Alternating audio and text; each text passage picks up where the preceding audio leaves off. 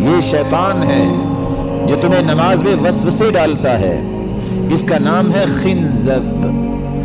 فَإِذَا أَحْسَسْتَهُ، جب تمہیں یہ محسوس ہو کہ شیطان مجھے وسوسے ڈال رہا ہے، نماز کی حالت میں سوچیں ادھر ادھر جا رہی ہیں، پتہ نہیں چل رہا کہ میں نے کتنی رکعتیں پڑھی ہیں، میں کیا پڑھ رہا ہوں، تو ایسی صورت میں تمہیں دو کام کرنے چاہیے۔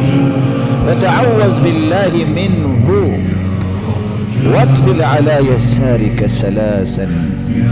دو کام کون سے کرنے ہیں؟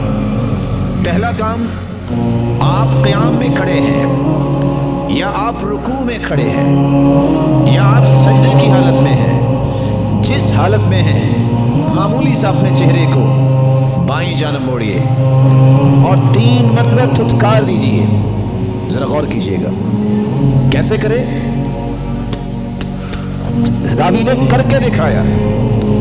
تھتکاریے اور ساتھ یہ لفظ پڑھیے، اعوذ باللہ من خنزب، اعوذ باللہ من خنزب۔ صحابی کہتے ہیں ففعلت ذلك حتى اذهبه الله عني، میں نے ایسا ہی کیا، دوبارہ پھر زندگی میں نماز میں مجھے خیالات نہیں آئے۔